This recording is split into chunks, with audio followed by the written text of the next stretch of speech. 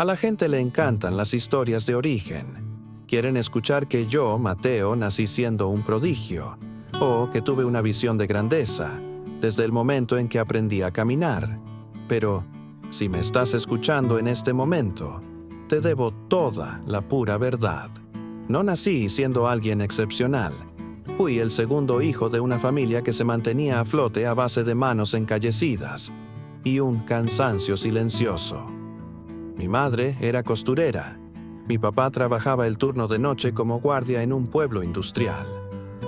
Era un lugar donde las fábricas de acero se habían quedado en silencio, mucho antes de que yo naciera.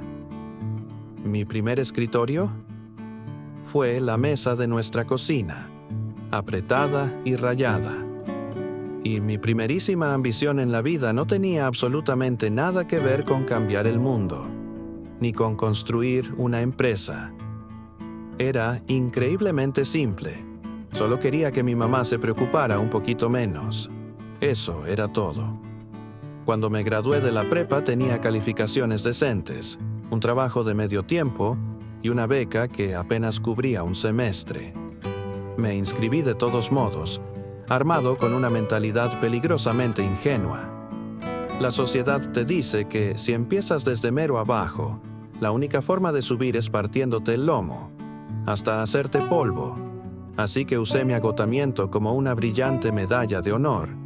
Trabajaba 2 turnos dobles, pesadísimos, todos los fines de semana. Atiborré mi horario con 18 créditos por semestre, intentando ahorrar hasta el último centavo. Dormía exactamente 4 horas por noche.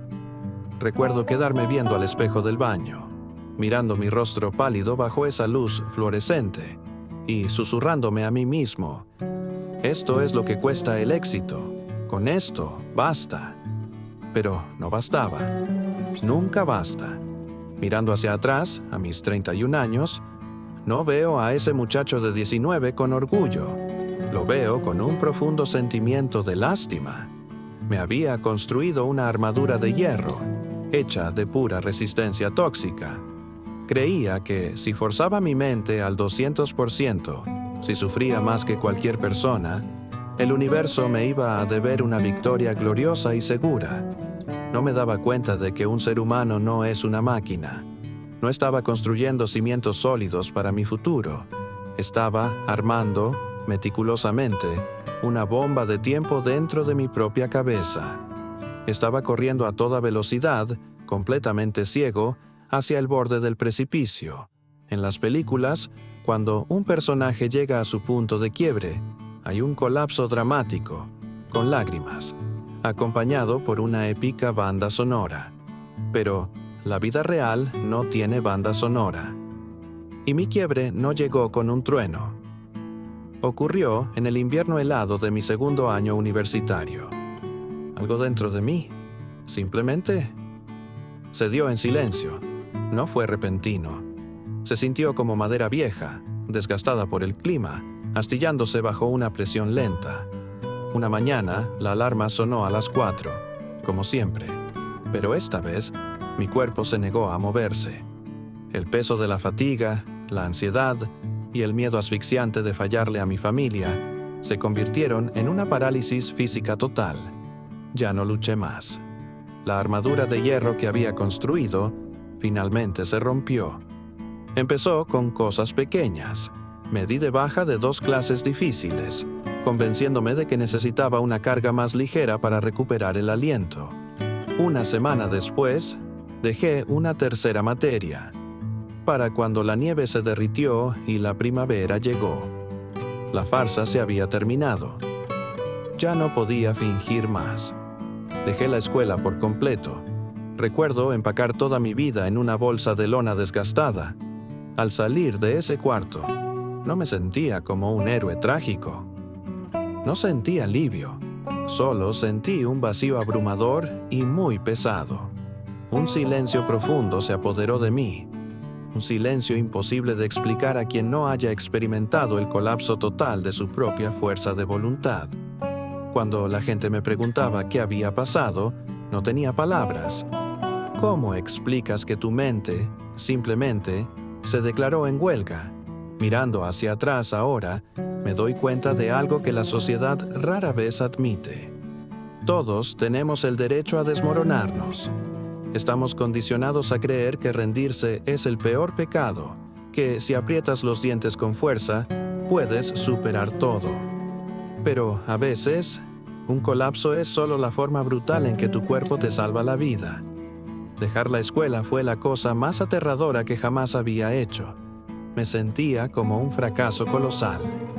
Tomé la única oportunidad de mi familia para una vida mejor y la dejé caer al suelo. Pero esa retirada silenciosa, cargando esa pesada bolsa hacia el autobús, fue una muerte necesaria. La ilusión se había hecho añicos. Esa rutina tóxica se había acabado, y por primera vez estaba de pie, en el cero absoluto. Los siguientes 3 años no son un montaje de película. ¿Conoces esa escena?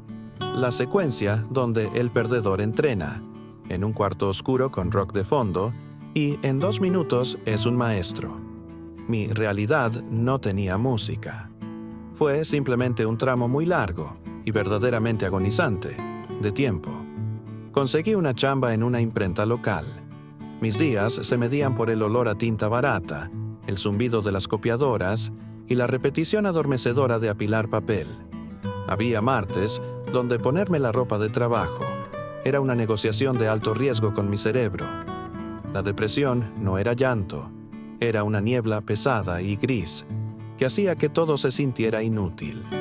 Pero la peor parte no era ese trabajo sin futuro, eran las matemáticas. Esas matemáticas mentales, agonizantes en la madrugada, donde calculaba exactamente qué tan atrasado estaba respecto a mis compañeros. Veía a mis antiguos colegas graduarse, conseguir empleos corporativos y avanzar con sus vidas. Y ahí estaba yo, limpiándome tóner negro de las manos, sintiéndome como fantasma rondando mi propia existencia. Era un pantano de comparaciones y amenazaba con tragarme por completo. Sin embargo, en algún lugar de ese aislamiento oscuro, despertó un instinto de supervivencia pragmático. No era pasión ardiente por cambiar el mundo, era una pura y absoluta desesperación por no dejar que este fuera el capítulo final. Empecé a usar mis noches para aprender programación. Ya no podía pagar la universidad, así que dependía por completo de cursos gratuitos en línea. Pasé innumerables noches quedándome dormido en mi escritorio improvisado, con la mejilla aplastada contra el teclado y el brillo del monitor quemándome los ojos exhaustos. Con el tiempo, armé un pequeño portafolio. Empecé a mandar solicitudes. Y entonces, el silencio regresó. Los currículums desaparecían en el vacío digital, sin una sola respuesta. Solicité puestos de desarrollador junior y fui rechazado. No una, no 2, 17 malditas veces. 17 correos educados y automáticos, diciéndome que mis habilidades autodidactas y mi currículum de imprenta simplemente no eran lo suficientemente buenas. Cuando estás atrapado a la mitad de un viaje así, no te sientes noble. No te sientes como un héroe esperando su momento. Solo te sientes ordinario, invisible y dolorosamente estancado. Cada maldito rechazo se sentía como la prueba absoluta de que este camino agotador nunca iba a terminar en ningún otro lugar, más que exactamente en el mismo lugar justo donde empecé. Hay un mito peligroso que constantemente nos venden sobre el éxito, el mito de la gran epifanía. Esperamos un relámpago repentino, un momento profundo de claridad, o una ráfaga de motivación ardiente que lo cambie todo al instante. Pero, mientras estaba sentado en la oscuridad, mirando mi 17º correo de rechazo, ningún relámpago apareció. En su lugar, hice algo increíblemente mundano. Tomé una simple tarjeta en blanco y la pegué en el borde de mi monitor barato. No escribí una frase motivacional de un multimillonario. No escribí, cree en ti mismo, o despierta tu grandeza interior. Escribí 3 simples palabras. Preséntate otra vez. Eso fue todo. Esa se convirtió en toda mi filosofía. Me di cuenta de que sobrevivir a ese pantano de fracaso no se trataba de ser brillante, y ciertamente no se trataba de sentirse inspirado. Se trataba, simplemente, de no desaparecer. El único día que garantiza absolutamente que no pasará nada es el día en que decides no presentarte. Así que me despojé de todas mis ilusiones de convertirme en una superestrella. Acepté la aterradora posibilidad de ser completamente promedio e hice un contrato silencioso conmigo mismo. Solo inténtalo una vez más. Solo una vez más. Envié mi solicitud número 18. Unas semanas después, por fin conseguí una entrevista y poco después me dieron la chamba. No fue en un gigante tecnológico llamativo de los que todos han escuchado. Era una empresa pequeña y desconocida. El sueldo inicial era increíblemente modesto, y el puesto no se parecía nada al regreso glorioso con el que alguna vez fantaseé como novato en la universidad.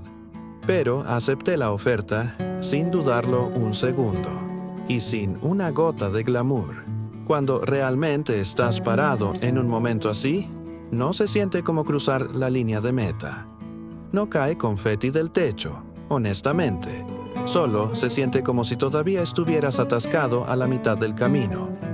En mis peores días en esa nueva chamba, la monotonía de todo eso se sentía como una prueba innegable de que mi viaje estaba destinado a terminar en la oscuridad, de que siempre sería solo un tipo más, intentando silenciosamente mantener su cabeza fuera del agua. Pero seguí mirando esa tarjetita. Pasé 2 años enteros en esa primera empresa, absorbiendo deliberadamente cada pieza de conocimiento que me pudieran enseñar. Dejé de esperar un milagro de película y empecé a construir un ritmo. Simplemente, seguí presentándome. Dejé atrás esa primera chamba. Seguí aprendiendo, seguí desarrollando mis habilidades y, con el tiempo, di el gran salto. Hoy, a mis 31 años, soy el cofundador de una empresa de software. No hacemos aplicaciones llamativas para influencers.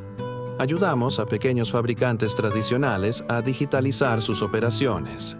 Negocios exactamente iguales a esas enormes y silenciosas fábricas de acero que solían despedir a los amigos de mi papá en mi pueblo. Mi empresa no es un unicornio de Silicon Valley. Nunca saldremos en la portada de una revista de tecnología. Le damos empleo a 41 personas. Les pagamos un sueldo bueno y honesto. Y nos hemos mantenido rentables durante 3 crisis económicas distintas. Sobrevivimos porque, en esa larga, agonizante y caótica etapa a mis 20 y tantos, aprendí a resistir. Aprendí cómo hacer más con menos. La gente siempre me pregunta qué se siente tener éxito. Déjame decirte la pura verdad. El éxito no se siente como una victoria triunfal y ruidosa. No se siente como el final de una película. Se siente como un miércoles profundamente pacífico y completamente ordinario.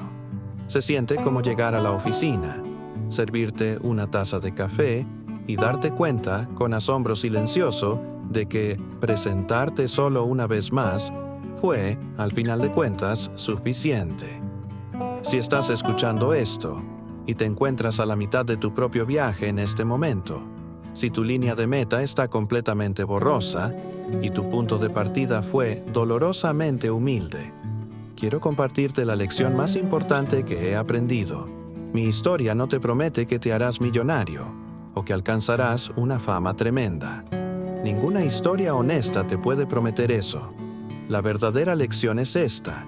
Las personas que realmente llegan hasta el final casi nunca son las que son inmunes al fracaso. Son simplemente las personas que se cayeron, se permitieron descansar y luego eligieron volver a levantarse, solo una vez más de las que cayeron. Eso no es poca cosa. De hecho, lo es absolutamente todo. Si estás atrapado en esa mitad del camino ahora mismo y estás tomando la decisión silenciosa, nada glamurosa, de seguir adelante, presiona el número 8 en los comentarios de abajo para saber que todavía te estás presentando. Desde el fondo de mi corazón, quiero desearte salud abundante, suerte infinita, profunda felicidad y un éxito verdadero. El mundo necesita de tu resiliencia. Solo sigue presentándote